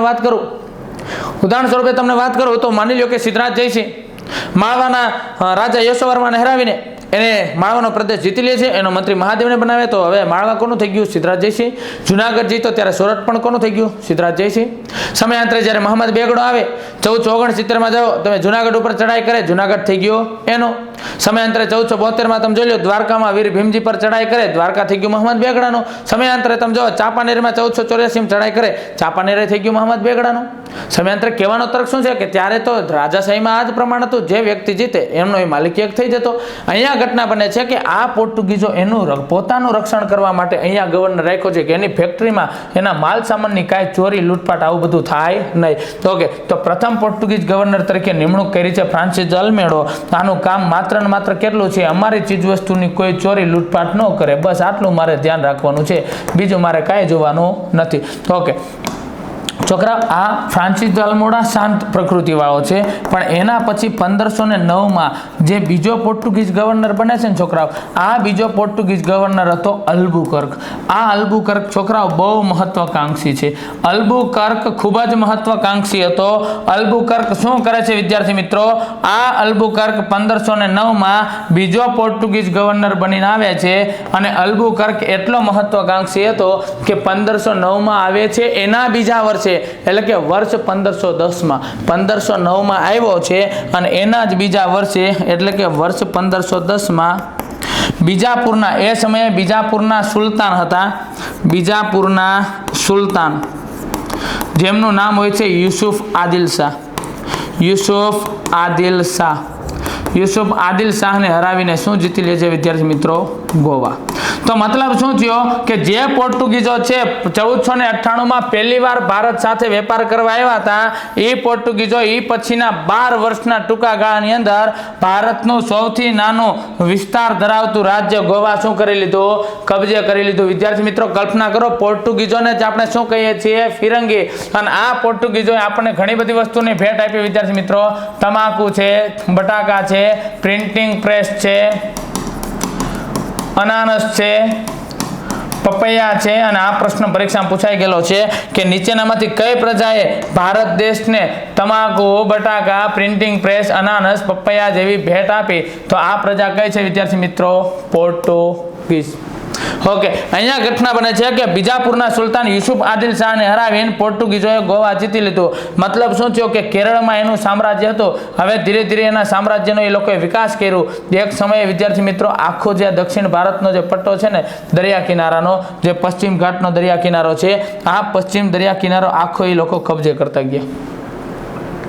પણ આ પોર્ટુગીઝોને ખબર નહોતી કે ગુજરાતમાં અત્યારે મહંમદ બેગડાનું શાસન છે અને ગુજરાતના સુલતાન આ મહંમદ બેગડાએ એના સેનાપતિ મલેક અયાઝને મોકલીને પોર્ટુગીઝો છે જે અત્યાર સુધીમાં ભારત દેશમાં હારનો ટેસ્ટ કેવો છે એ લોકોએ ચાખ્યો નહોતો, એ પોર્ટુગીઝોને મુંબઈ પાસેના ચેવલ બંદરે કોણે હરાવી દીધા? મહંમદ બેગડાના સેનાપતિ મલેક અયાઝે હરાવી દીધા. અને આ મહંમદ બેગડાના સેનાપતિ મલેક અયાઝે જ્યારે પોર્ટુગીઝોને હરાવી દીધા એ પછી પોર્ટુગીઝો મહંમદ બેગડાના જીવતે જીવ મહંમદ બેગડાની હાજરીમાં ક્યારેય પણ પોર્ટુગીઝો એનાથી આગળ ઉપર આવતા નથી. પણ સમયાંતરે ઘટના બની વિદ્યાર્થી મિત્રો, મહંમદ બેગડો જ્યારે મૃત્યુ પામે છે ત્યારે આ પોર્ટુગીઝો છે એ મુંબઈથી તો આગળ આવ્યા છે, ગુજરાતમાં પણ આગળ આવી ગયા. સમયાંતરે આપણે જોશું. અને અહીંયાથી વિદ્યાર્થી મિત્રો તમને વાત કરું કે તમે એક બાબત એ પણ તમને ખ્યાલ હશે કે પોર્ટુગીઝો પાસે આ દરિયા કિનારો હતો પણ પોર્ટુગીઝો પાસે છે પૂર્વ બાજુનો દરિયા કિનારો નથી. એટલે જ્યારે પોર્ટુગીઝ પછી અમુક વર્ષો પછી ડચ પ્રજા આવશે ને ત્યારે ડચ પ્રજા છે, ડચ પ્રજાને પોર્ટુગીઝ જોઈ લ્યો પશ્ચિમ બાજુના ક્યાંય દરિયા કિનારે વેપાર કરવા દેશે નહીં. અને ડચ પ્રજાને અહીંયાથી ક્યાંયથી વેપાર નહીં કરવા દે એટલે ડચ લોકોને ફરજિયાતપણે ક્યાં વેપાર કરવો પડશે વિદ્યાર્થી મિત્રો? ફરજિયાત પણ એને પૂર્વ બાજુના દરિયા કિનારા તરફ જવું પડશે અને ડચ પ્રજા છે આ બાજુના દરિયા કિનારાથી આવશે, કારણ કે પોર્ટુગીઝોના કબજામાં બધો પ્રદેશ હોવાથી ત્યાંથી પ્રવેશ આપશે નહીં. એક બીજું પણ કહું તમને વિદ્યાર્થી મિત્રો કે પોર્ટુગીઝો છે 1498માં ભારતમાં આવી ગયા છે. એ પછીના 12 વર્ષમાં એણે ગોવા જીતી લીધું છે. હમણાં થોડાક સમય પછી ગુજરાતમાં પણ કબજો મેળવશે બહાદુર શાહની હત્યા કરીને, એ આગળ આપણે જોશું. પણ વાત કરું 1498 થી આવતા પોર્ટુગીઝો 60 ગણો નફો કમાય છે. તો વિચારો વિદ્યાર્થી મિત્રો, 60 ગણો નફો છે આટલા લાંબા સમય સુધી કમાશે તો એ 60 ગણો નફો કમાશે તો પોર્ટુગલ દેશમાં પોર્ટુગીઝો છે ઘણા બધા સુખી સમૃદ્ધ અને ધનવાન બનશે કે નહીં? પોર્ટુગલ દેશમાં પણ ઊંચી ઊંચી ઇમારતો બનશે કે નહીં? તો પોર્ટુગીઝોની આટલી બધી આવકથી પ્રભાવિત થઈને હવે બીજી પ્રજાને ભારત આવવાનું મન થાય છે. જે પ્રજા કોણ છે? ડચ, જે હોલેન્ડના છે, વલંદાઓ તરીકે ઓળખાતા. અને ડચ લોકો આવશે, સમયાંતરે વિદ્યાર્થી મિત્રો અંગ્રેજો આવશે અને સમયાંતરે ફ્રેન્ચો આવશે, ડેનિશ, સ્વીડિશ આવશે. બધાની ચર્ચા કરશું. પણ આપણા માટે આમાંથી મુખ્ય કામના છે પોર્ટુગીઝ, ડચ, અંગ્રેજ અને ફ્રેન્ચ. આ 4 આપણા માટે કામના છે. સમયાંતરે વિદ્યાર્થી મિત્રો અહીંયાથી આગળના મુદ્દાઓમાં આપણે જોવા જશું કે પોર્ટુગીઝ, ડચ, અંગ્રેજ, ફ્રેન્ચો છે ભારતમાં આવશે અને ભારતમાં પોતપોતાનો દબદબો કેવી રીતે કમાવશે. અહીં એક બાબત તમને આગળ યાદ દેવડાવું વિદ્યાર્થી મિત્રો, મેં તમને ગયા સેશનમાં ખાસ એક વાત કરી હતી કે મહત્વના દિવસોના આપણને પ્રશ્ન પૂછાય છે. અને વિદ્યાર્થી મિત્રો આ મહત્વના દિવસોનું પેપર આપણે ડીવાયએસઓની પરીક્ષા સુધીમાં પણ જોયું. તમે કદાચ ગઈ ડીવાયએસઓની પરીક્ષા તમે આપી હોય 16 ઓક્ટોબર 2022ના રોજ આનું પેપર હતું અને ડીવાયએસઓની પરીક્ષામાં આપણને પ્રશ્ન પૂછવામાં આવ્યો હતો કે નીચેનામાંથી કોના જન્મદિવસને આપણે એકતા દિવસ તરીકે ઉજવીએ છીએ? તો એકતા દિવસ તરીકે વિદ્યાર્થી મિત્રો આપણે ઉજવીએ છીએ સરદાર વલ્લભભાઈ પટેલના જન્મદિવસને. અને સરદાર વલ્લભભાઈ પટેલનો જન્મદિવસ ક્યારે આવે છે? તો સરદાર વલ્લભભાઈ પટેલનો જન્મદિવસ આવે છે 31 ઓક્ટોબરના રોજ. પેપર છે કયા મહિનામાં વિદ્યાર્થી મિત્રો? ઓક્ટોબરમાં. અને પૂછ્યું છે પણ મહત્વના દિવસમાંથી કયા મહિનાનો? ઓક્ટોબરનો. જોઈ લે મહત્વના દિવસોનો વિદ્યાર્થી મિત્રો. એક બાબતને ખાસ યાદ રાખજો વિદ્યાર્થી મિત્રો, પહેલાની પરીક્ષા અને હવેની પરીક્ષાની પદ્ધતિમાં ઘણું બધું પરિવર્તન આવ્યું છે. પણ હા, તમે ધોરણ 6 થી 10ની પાઠ્યપુસ્તકને જો સૌથી વધારે મહત્વ આપ્યું હશે તો આવનારી પરીક્ષામાં તમને તમારું ધારેલું પરિણામ મળવાનું છે. હું તમને ખાતરીપૂર્વક એવું કહેવા માંગુ છું કે તમે માત્ર ને માત્ર આ વર્લ્ડ ઇનબોક્સ દ્વારા શરૂ કરવામાં આવેલી આ યુટ્યુબની લાઈવ જે આ લેક્ચરની સિરીઝ છે, આ લેક્ચરની સિરીઝમાં તમે આ નિષ્ણાંત ફેકલ્ટીઓ પાસે પૂરેપૂરું જ્ઞાન લ્યો, પૂરેપૂરો અભ્યાસ કરો અને માત્ર ને માત્ર તમે આ અભ્યાસ જે કરો છો એનું વધુમાં વધુ રિવિઝન કરો, એની લેખિતમાં નોટ્સ તૈયાર કરો, તમારી પાસે રાખતા જાઓ. આવનારી જે કોન્સ્ટેબલ પીએસઆઈની પરીક્ષા છે એ પરીક્ષામાં તમે છે તમારું પોતાનું એકનું નામ જોવો છો. આવું તમે ખાસ યાદ રાખજો વિદ્યાર્થી મિત્રો. હા, એક બાબત બીજી પણ સાથે જોવાની રહી કે યોગ્ય સમયે આપણે જેટલું પણ ભણીએ છીએ એનું રિવિઝન પણ થવું જરૂરી છે. આપણે જેટલું ભણીએ છીએ એનું યોગ્ય સમયે રિવિઝન થવું જરૂરી છે, કારણ કે રિવિઝન દ્વારા જ વિદ્યાર્થી મિત્રો આપણે આજથી 1 મહિના પહેલા, 2 મહિના પહેલા, 3 મહિના પહેલા જોયેલા લેક્ચરો આપણને યાદ નથી હોતા. પણ હા, યોગ્ય સમયે એનું રિવિઝન થવું જોઈએ. એટલે કે આપણે નોટ્સ સાથે રાખીને ફરી પાછું એનું મૂલ્યાંકન કરવું જોઈએ અને સૌથી વધારે આપણે મોક ટેસ્ટ આપવાની છે. તો વિદ્યાર્થી મિત્રો ખાસ આજના સેશનમાં આપણે અહીંયા સુધી જોઈએ છીએ અને પવિત્ર શ્રાવણ માસ નિમિત્તે આપણે દરેક વિદ્યાર્થી મિત્રોને હર હર મહાદેવ.